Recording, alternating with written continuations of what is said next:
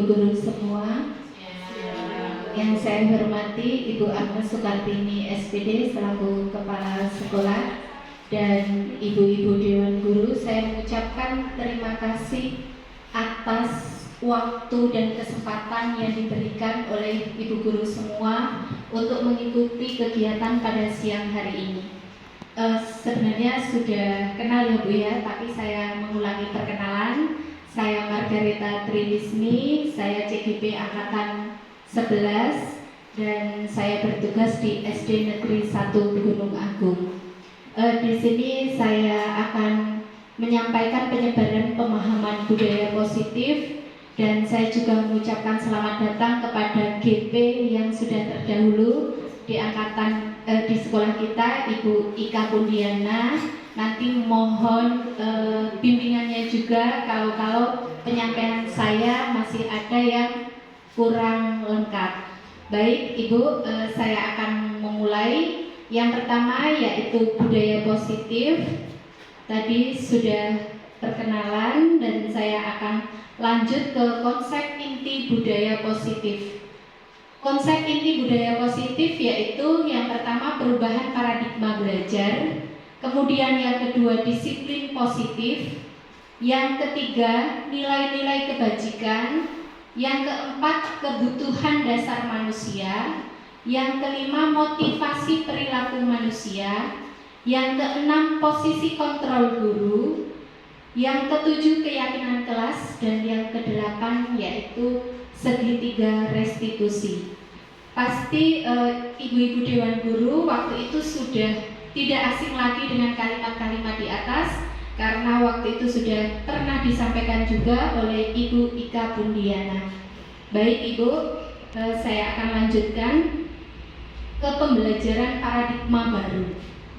Pembelajaran dengan paradigma baru merupakan pembelajaran yang dirancang berdasarkan prinsip pembelajaran berdiferensiasi sehingga peserta didik belajar sesuai dengan kebutuhannya berdasarkan tahap perkembangan sesuai dengan tahap perkembangan psikologis modern untuk mewujudkan profil pelajar Pancasila. Sebelumnya Ibu, kita bertanya jawab sedikit. Menurut Ibu-Ibu, arti kata berdiferensiasi itu apa tuh Bu? Boleh dijawab secara lisan, tidak ada benar salah. Monggo.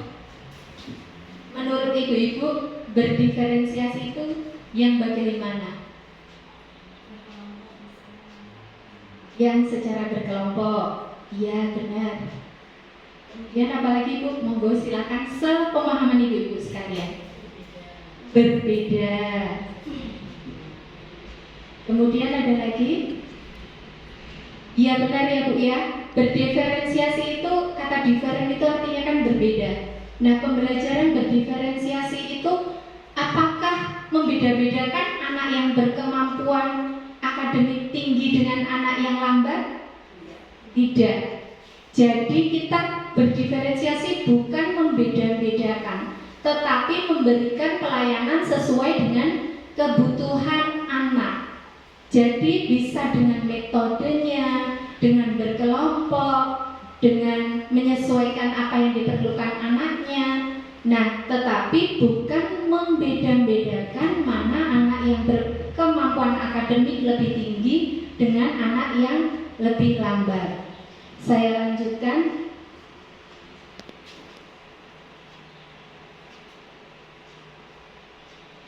Miskonsepsi tentang teori kontrol.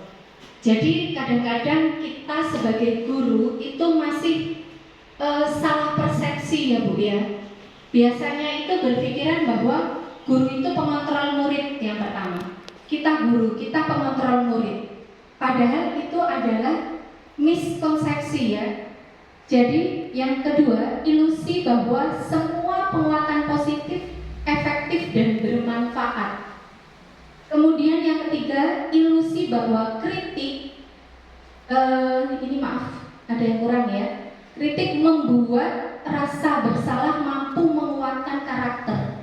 Jadi kita seperti mengkritik anak, memberi kritikan itu menguatkan karakter atau membuat anak merasa bersalah itu menguatkan karakter anak itu keliru. Kemudian ilusi bahwa orang dewasa itu berhak memaksa. Kadang-kadang guru itu yang lebih tua, orang yang lebih dewasa. Kadang itu memaksakan kehendaknya terhadap anak didik kita. Nah, itu sebenarnya hal yang harus kita rubah. Jadi guru itu tidak bisa mengontrol murid seutuhnya, sepenuhnya tidak. Kemudian tidak bisa memaksakan kehendaknya kepada anak. Jadi anak punya kebebasan, kemerdekaan untuk memilih cara belajar masing-masing. Berikutnya, ngantuk ya Bu ya? Apakah perlu saya setelkan musik dulu? Karena jamnya ini jam siang ya Bu. Boleh disambi minum, boleh disambi, silakan Ibu seadanya. Kemudian saya lanjutkan, mengubah paradigma stimulus respon ke pendekatan teori kontrol. Yang pertama, stimulus respon kurang besar ya Bu. Realitas kebutuhan kita sama. Kemudian teori kontrolnya, realitas kebutuhan itu berbeda-beda. Kita tidak bisa menyamakan. Yang kedua, kita mencoba mengubah orang agar berpandangan sama dengan kita. Jadi kita itu biasanya itu mengajak anak-anak untuk cara pandangnya itu harus sama dengan kita. Anak-anak harus mengikuti kita, padahal kita berusaha memahami pandangan orang lain tentang dunia. Jadi anak-anak itu juga punya cara pandang yang berbeda terhadap suatu pemahaman. Kemudian perilaku buruk dilihat sebagai suatu kesalahan. Nah, anak-anak itu kan kadang melakukan hal buruk. Padahal di balik perlakuan anak-anak melakukan hal buruk atau kesalahan, itu anak-anak memiliki tujuan. Karena setiap tindakan manusia itu pasti ada tujuannya. Kemudian orang lain bisa mengontrol saya. Nah, hanya Anda yang bisa mengontrol diri Anda. Jadi orang lain tidak bisa mengontrol diri kita. Begitupun dengan anak-anak. Anak-anak punya pandangan seperti itu. Saya bisa mengontrol orang lain, tapi pada kenyataannya Anda tidak bisa mengontrol orang lain.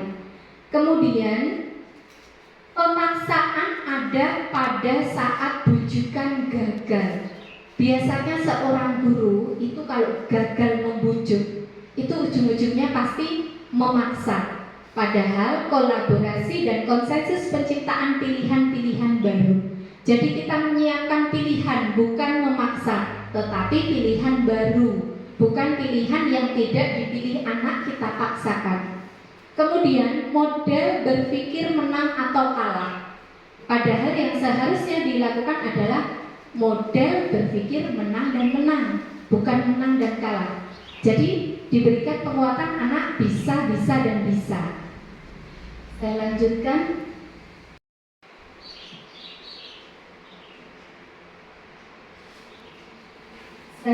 Ya Bu, untuk poin berikutnya, yaitu kebutuhan dasar manusia.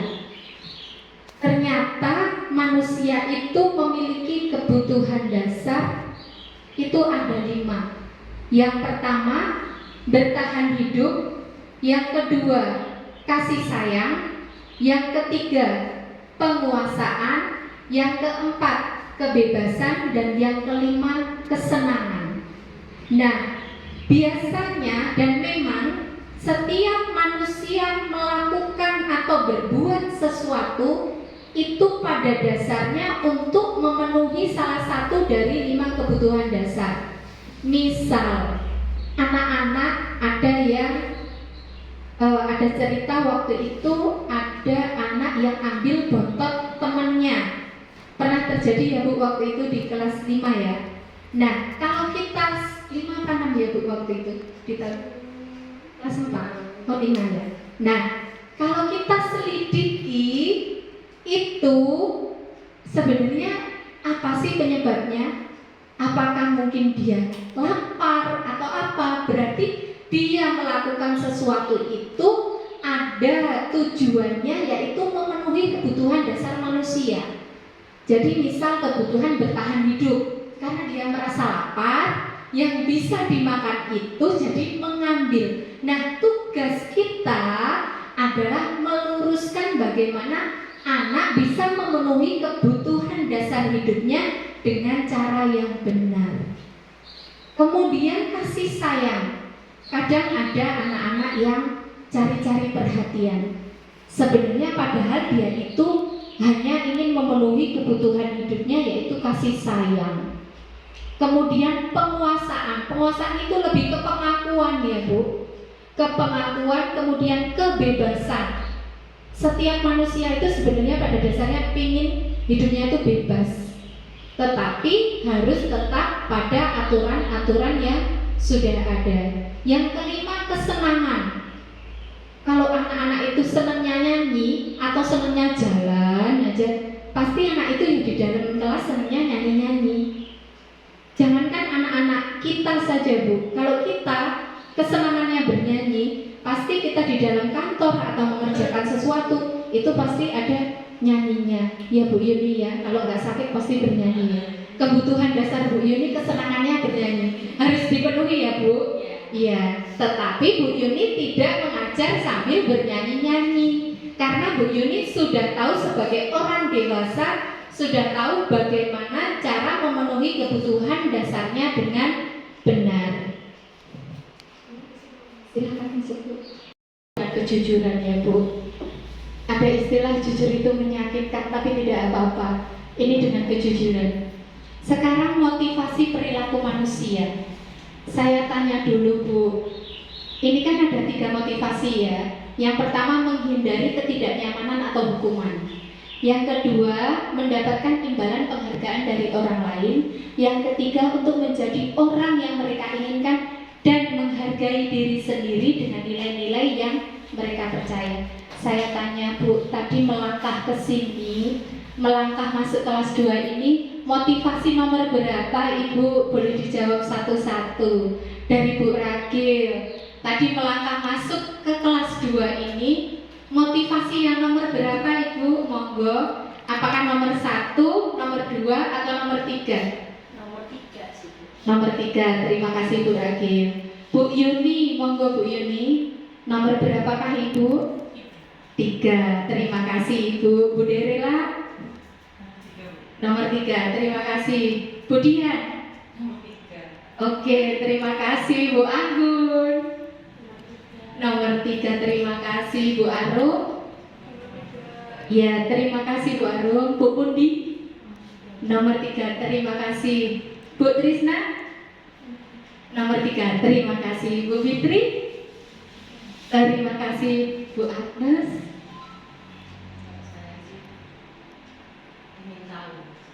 Ingin tahu, berarti lebih ke untuk menjadi orang yang mereka inginkan, karena Bu Agnes ingin tahu ya Bu ya. Ya, terima kasih Ibu-ibu.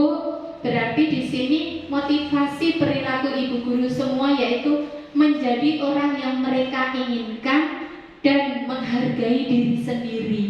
Jadi karena ibu menghargai diri sendiri sebagai seorang guru dan mempunyai rasa toleransi yang besar terhadap saya, membantu saya dalam melaksanakan kegiatan ini. Jadi ibu meskipun dengan berbagai macam kegiatan tadi masih ada pekerjaan yang ditinggalkan, tetapi ibu menyempatkan waktunya untuk hadir di sini. Saya ucapkan terima kasih. Saya lanjutkan ke berikutnya. Disiplin positif. Jadi dalam disiplin positif itu ada unsur yang namanya hukuman, ada konsekuensi, dan ada restitusi. Nah, dari ketiga hal ini kita masih sering menggunakan yang mana Bu kira-kira? Kalau hukuman itu tidak terencana dan tiba-tiba. Murid tidak tahu apa yang akan terjadi atau tidak dilibatkan, atau hanya bersifat satu arah. Tapi kalau konsekuensi itu terencana dan sudah disepakati. Kemudian murid dibuat tetap tidak nyaman. Kemudian sikap guru selalu memonitor murid. Itu kalau konsekuensi. Tetapi kalau restitusi, proses menciptakan kondisi bagi murid untuk memperbaiki kesalahan. Jadi proses kolaboratif yang mengajarkan murid untuk mencari solusi sendiri. Kira-kira yang sering kita terapkan di kelas kita itu yang mana, Bu? Konsekuensi ya. Nah, ada yang masih hukuman? Tidak? Nah, alangkah lebih baiknya untuk saat ini kita melangkah ke proses restitusi. Jadi proses menciptakan kondisi bagi murid untuk memperbaiki kesalahan. Nah, memang tidak gampang ya Bu ya. Dengan berbagai macam konflik yang ada atau permasalahan yang ada, kita diharuskan untuk berkolaborasi mengajarkan murid mencari solusi sendiri. Sedangkan kita masih ngurus satu masalah, ada masalah lagi, nyusul masalah lagi, pakai segitiga restitusi. Apakah itu bisa teratasi? Nah Bu, tidak semua masalah itu diselesaikan dengan restitusi. Ada kalanya kita itu intervensi, tetapi untuk kasus-kasus tertentu. Tetapi jika kasus yang ada di sekolah atau belum melebihi terlalu berlebihan, yang intervensi itu biasanya Ibu misal sudah sifatnya seperti yang berat ya Bu, tawuran atau apa. Nah, itu kita perlu intervensi. Nah, tetapi permasalahan yang ada di sekolah alangkah baiknya kita selesaikan dengan cara restitusi.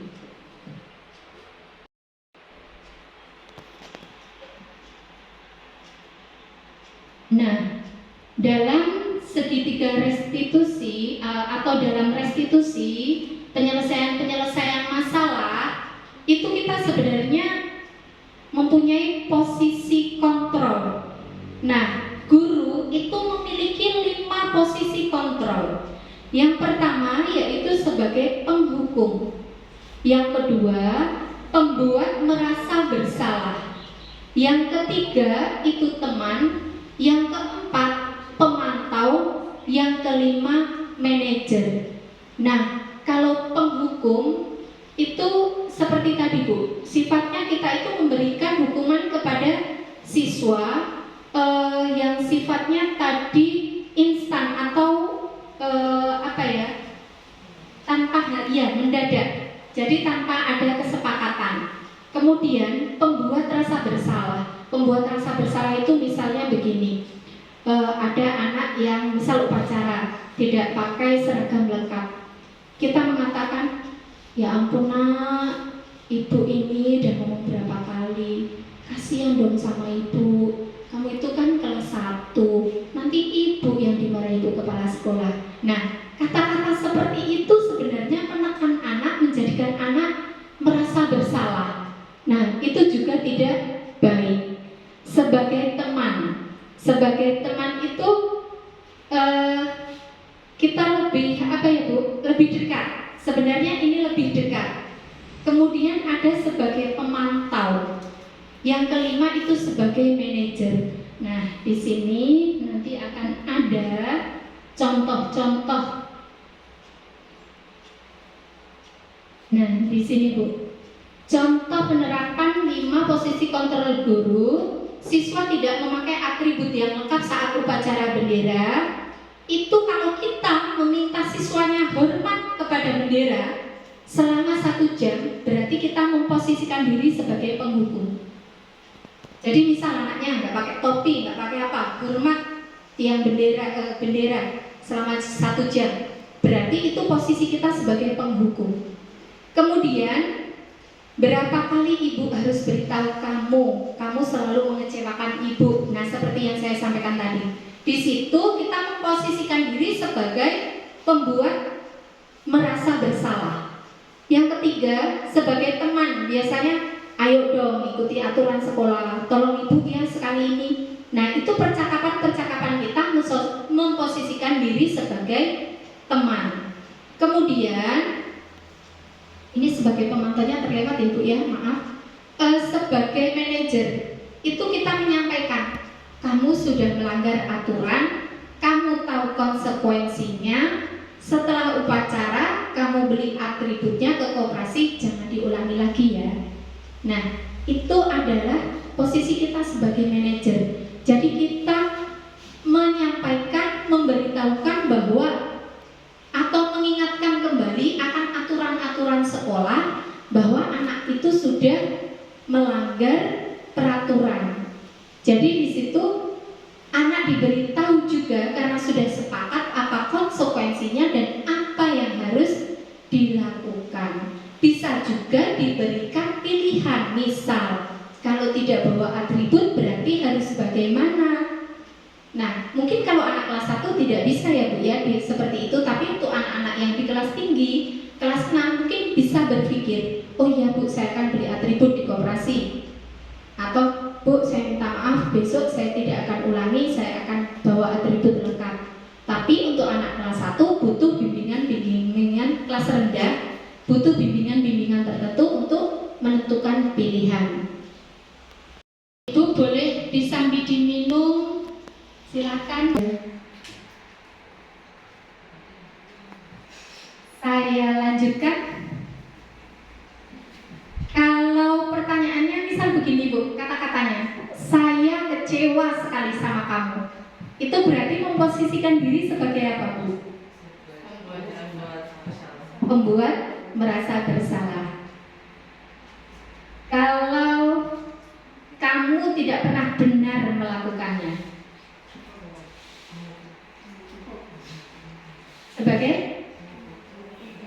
penghukum. Iya. Kemudian berikutnya, apa rencanamu untuk menyelesaikan masalah ini? Ya, manajer.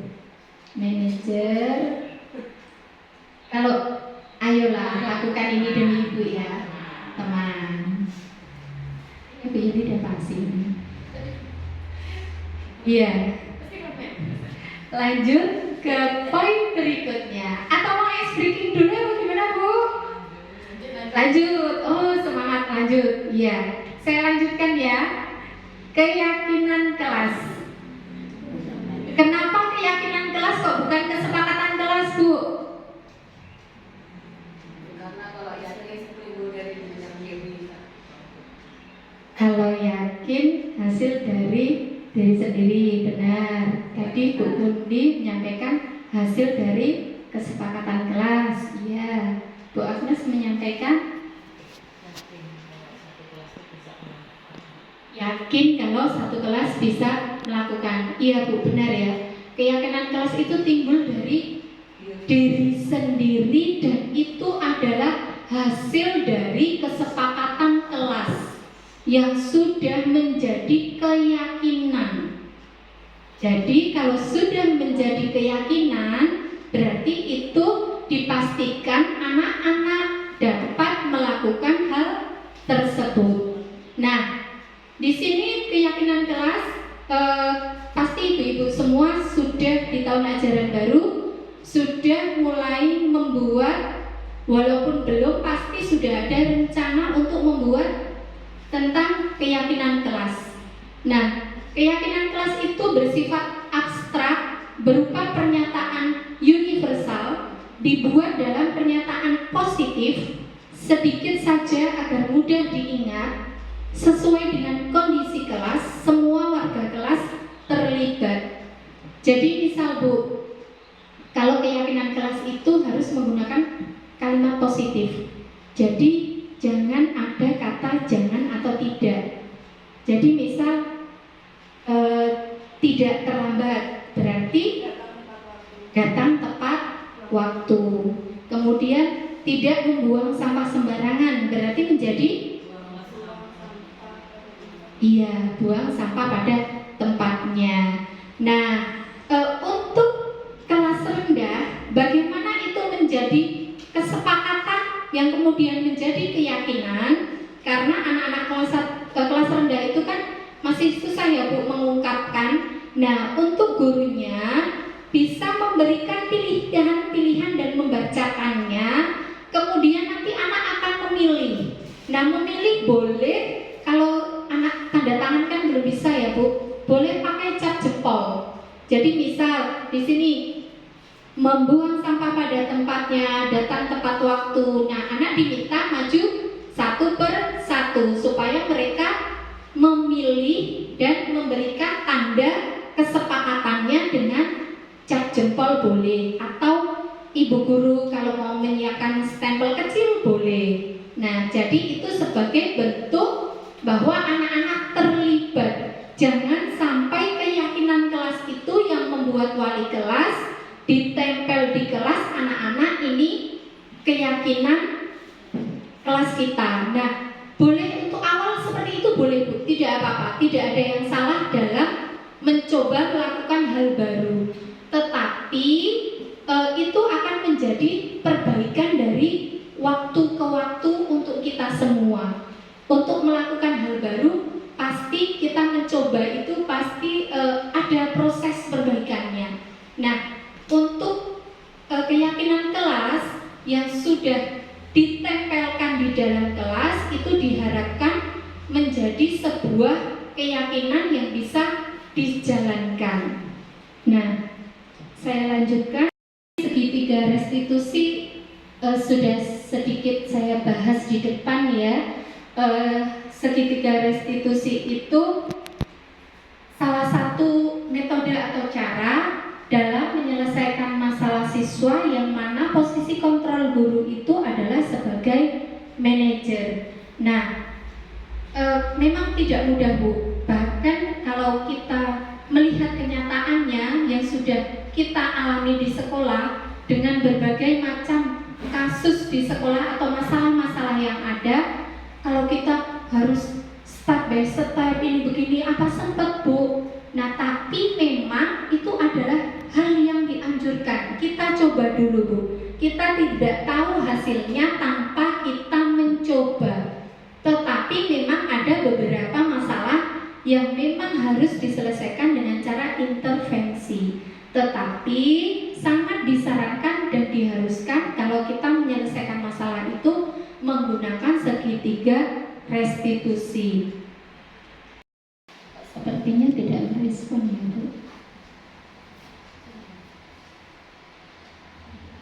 Ya, yang pertama itu langkah restitusi itu menstabilkan identitas. Berdasarkan prinsip membuat kesalahan adalah bagian proses dari pembelajaran. Seperti yang sudah saya sampaikan tadi Bu, kita semua pernah membuat kesalahan. Baik kesalahan secara pribadi dengan keluarga, dengan rekan, dengan saudara, dengan anak-anak didik kita, dengan anak kita yang di rumah, dengan saudara, dengan suami. Nah, bahwa kesalahan adalah bagian dari proses pembelajaran. Nah, jadi anak kita juga melakukan kesalahan itu juga adalah proses pembelajaran. Yang mana berbuat salah itu wajar. Ya, setiap manusia pasti pernah berbuat salah. Tetapi bukan berarti salah terus hal yang sama, salah terus itu wajar, tidak. Tetapi berbuat salah itu wajar. Tidak ada manusia yang sempurna. Nah, itu adalah kata-kata yang bisa kita sampaikan ke murid kita. Misal murid kita berbuat salah, kemudian kita selesaikan dengan cara restitusi. Kita sampaikan, nah, berbuat salah itu wajar. Itu adalah bagian dari menstabilkan identitas. Tetapi bukan anak-anak yang melakukan kesalahan yang berulang-ulang dengan kesalahan yang sama kita sampaikan berbuat salah itu wajar. Itu tidak pas ya Bu ya. Kemudian Bapak Ibu guru juga pernah melakukan kesalahan. Bapak Ibu guru tidak mau mencari siapa yang salah, tetapi Bapak Ibu hanya ingin mencari solusi dari masalah. Kemudian kamu berhak merasa begitu. Kadang-kadang anak kan, saya kan ini Bu, saya ini. Nah, kita sampaikan saja, kamu berhak merasa seperti itu tuh kamu berhak. Ya. Nah, dari situ itu adalah proses langkah pertama menstabilkan identitas. Setelah kita menstabilkan identitas, kita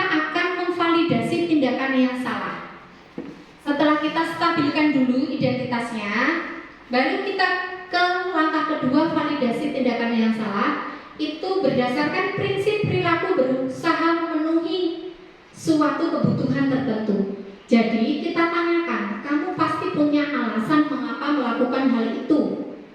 Kita cari tahu kebutuhan apa yang sebenarnya mereka perlukan. Yang jelas kita mengacu ke 5 kebutuhan dasar tadi, Bu.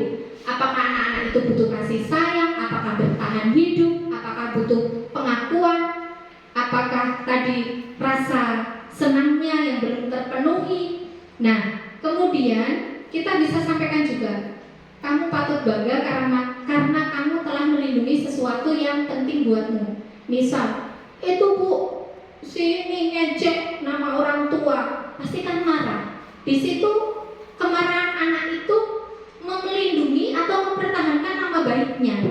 Dia nggak mau nama orang tuanya itu diejek. Nah, kemudian kamu melakukannya karena mempertahankan sesuatu yang penting bagimu. Nah, misal ada yang usil, buang-buang pensil temennya. Pensil itu kan bagi anak murid berharga. Jadi pasti dia berusaha untuk mempertahankan apa yang penting baginya. Sepertinya tidak merespon ya, Bu. Ya, yang pertama itu langkah restitusi itu menstabilkan identitas.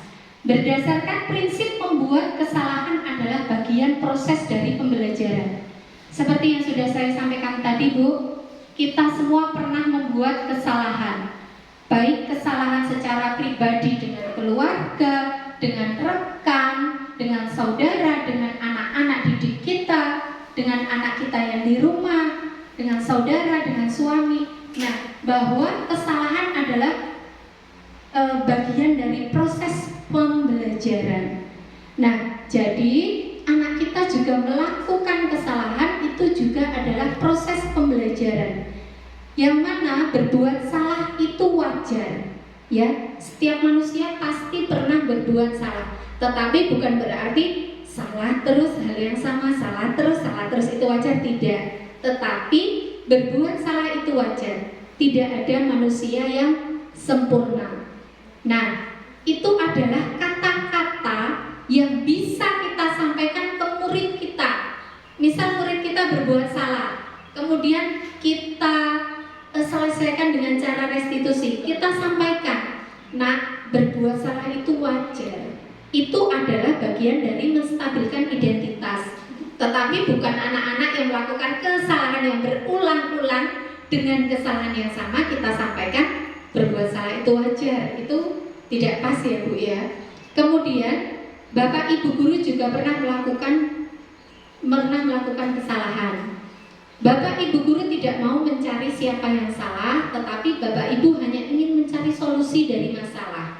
Kemudian kamu berhak merasa begitu. Kadang-kadang anak kamu, saya kan ini Bu, saya ini. Nah, kita sampaikan saja, kamu berhak merasa seperti itu tuh kamu berhak. Ya. Nah, dari situ itu adalah proses langkah pertama menstabilkan identitas. Setelah kita menstabilkan identitas, kita akan memvalidasi tindakan yang salah. Setelah kita stabilkan dulu identitasnya, baru kita ke langkah kedua, validasi tindakan yang salah. Itu berdasarkan prinsip perilaku berusaha memenuhi suatu kebutuhan tertentu. Jadi kita tanyakan, kamu pasti punya alasan mengapa melakukan hal itu. Kita cari tahu kebutuhan apa yang sebenarnya mereka perlukan. Yang jelas kita mengacu ke 5 kebutuhan dasar tadi, Bu. Apakah anak-anak itu butuh kasih sayang, apakah bertahan hidup, apakah butuh pengakuan, apakah tadi rasa senangnya yang belum terpenuhi. Nah, kemudian kita bisa sampaikan juga, kamu patut bangga karena kamu telah melindungi sesuatu yang penting buatmu. Misal, itu Bu, si ini ngejek nama orang tua, pasti kan marah. Di situ kemarahan anak itu melindungi atau mempertahankan nama baiknya. Dia nggak mau nama orang tuanya itu diejek. Nah, kemudian kamu melakukannya karena mempertahankan sesuatu yang penting bagimu. Nah, misal ada yang usil, buang-buang pensil temennya. Pensil itu kan bagi anak murid berharga. Jadi pasti dia berusaha untuk mempertahankan apa yang penting baginya. Langkah yang ketiga itu menanyakan keyakinan. Berdasarkan prinsip teori kontrol bahwa pada dasarnya kita termotivasi secara intrinsik. Langkah terakhir kita menanyakan, kalau sudah ada keyakinan kelas, kita tanyakan, apa keyakinan kelas kita? Apa yang keyakinan kelas yang sudah kamu langgar? Jadi kita menanyakan keyakinan atau nilai-nilai apa yang kita sepakati bersama, kemudian seperti apa gambaran kelas yang ideal menurutmu. Jadi kita kembalikan ke anak. Sebenarnya kelas seperti apa sih yang ideal menurutmu? Misal berantem di dalam kelas, gurunya masih nerangin, panas-panas, capek, berkelahi. Nah, langkah ketiga kita tanyakan saja, Bu, seperti apa gambaran kelas yang ideal menurutmu? Atau kamu ingin menjadi orang seperti apa? Nah, itu adalah langkah yang ketiga. Berikutnya kita sampai ke refleksi. Refleksi ini saya ingin langsung ke poin yang ketiga saja, Bu. Nanti saya bagikan sticky note, silahkan Ibu isi tindakan apa yang akan Ibu guru lakukan dan rekan-rekan lain lakukan setelah belajar bersama tentang budaya positif. Saya akan bagikan, Bu.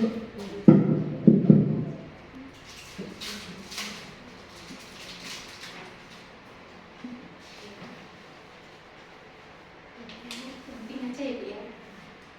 Silakan Ibu tulis.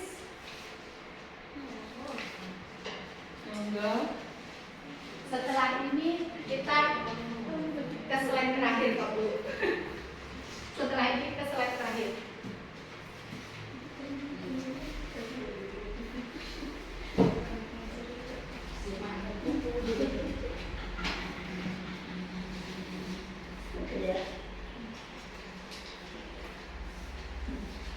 Monggo silakan diisi, nanti yang sudah selesai untuk ditempel. Yang pertanyaan ketiga saja, Bu, tindakan apa yang akan Ibu guru lakukan setelah belajar bersama, Bu, sebenarnya itu?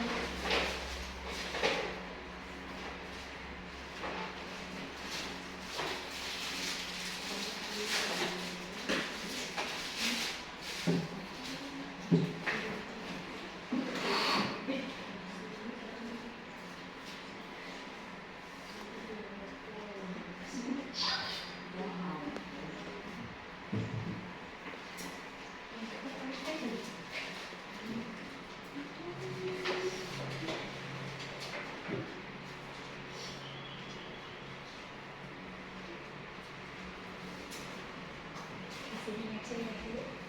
Nanti kalau di tembok.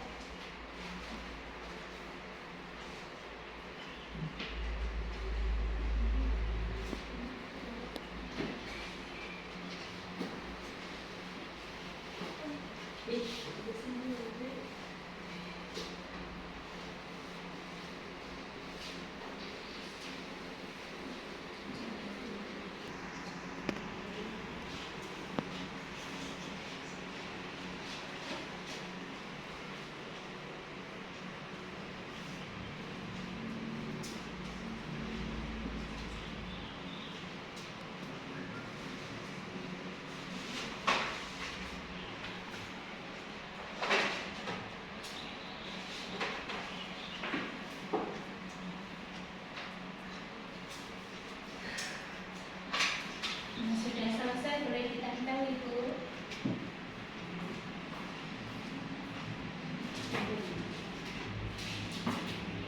Lihat yang ini nggak sih yang materi sama manajemen itu? Ya, di posisi ini. Oke.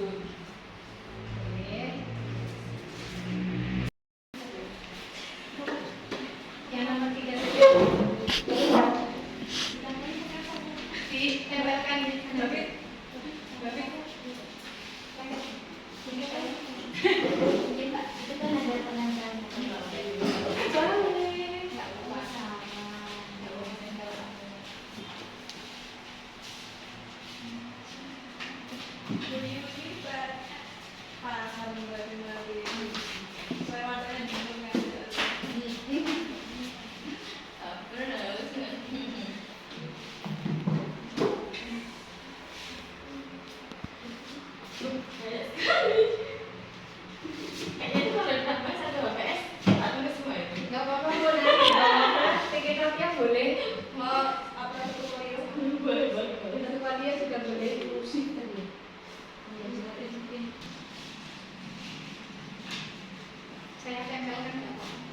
Ya.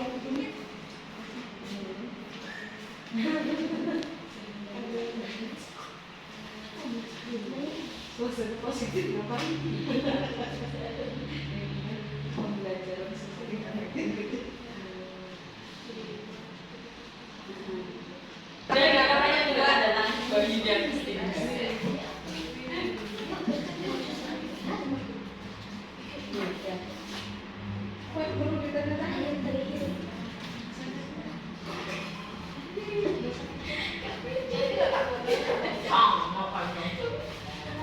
Apa dikit aku tuh liatin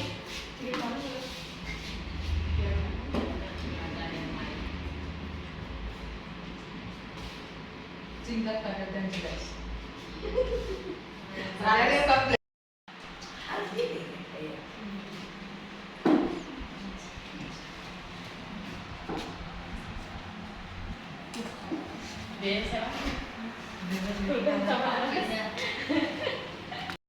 Iya, terima kasih Ibu-Ibu sudah mengisi refleksi kegiatan pada pagi hari ini. Maaf siang hari ini, maaf pada siang hari ini. Saya mohon maaf apabila dalam kita belajar bersama ini ada kata-kata yang kurang berkenan. Saya tidak bermaksud menggurui, tetapi kita belajar bersama. Saya mengucapkan banyak terima kasih atas keikhlasan ibu-ibu meluangkan waktunya untuk hadir di ruang kelas ini. Saya akhiri penano bahasa Sikampun, Mbak Nyamandio, wak bahasa Sikam saya kurang lucu di metiku ke Mahat Ngalimpuro. Yang terakhir sesi foto harap berjajar di sini ibu-ibu. Saya matikan laptopnya. Ya ampun.